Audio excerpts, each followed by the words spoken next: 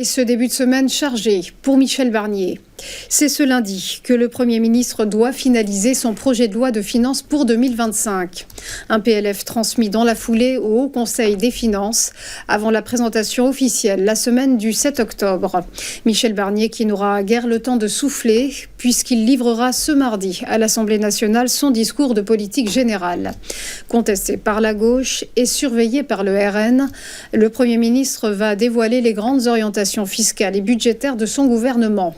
Avec un déficit dépassant les 6% du PIB pour 2024, son équipe va devoir arbitrer entre baisse de la dépense publique et hausse des impôts pour les grosses sociétés et les hauts revenus. Une surtaxe de l'IS apparaît inévitable aux chefs d'entreprise. Reste à en déterminer la cible précise, le taux et la durée. Selon Le Monde, Matignon plancherait sur une contribution exceptionnelle pour les grands groupes, dépassant le milliard d'euros de chiffre d'affaires. Pour eux, le taux d'IS grimperait de 25% à 33%.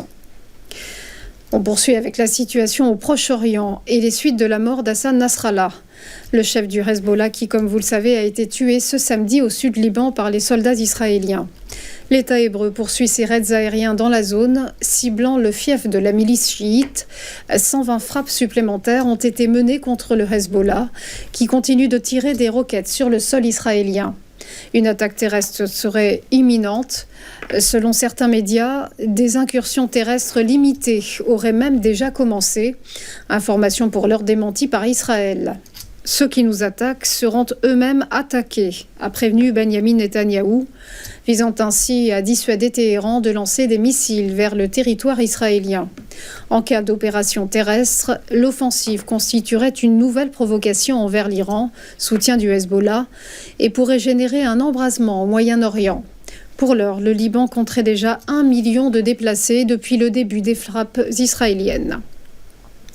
On termine avec ce nouveau rétro-pédalage de Volkswagen. Sous pression, le géant allemand a annoncé revoir tous ses objectifs à la baisse. Le constructeur automobile ne mise plus sur une hausse de ses ventes pour 2024.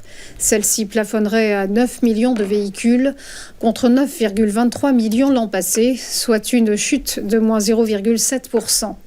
Quant à sa marge opérationnelle, elle devrait tomber à 5,6%, moins bien donc que les 6,5 à 7% escomptés. Pour Volkswagen, il s'agit du second avertissement sur résultat depuis cet été.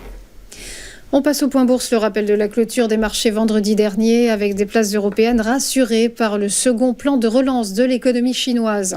Le CAC 40 a engrangé plus 0,64%, la cote parisienne s'établit à 7791 points et s'est ressaisie de 3,78% en bilan hebdomadaire. Du vert éclatant également à Francfort où le DAX s'est propulsé de 1,22% à 19 473 points et sur l'ensemble de la semaine, la cote allemande est montée de 3,4%.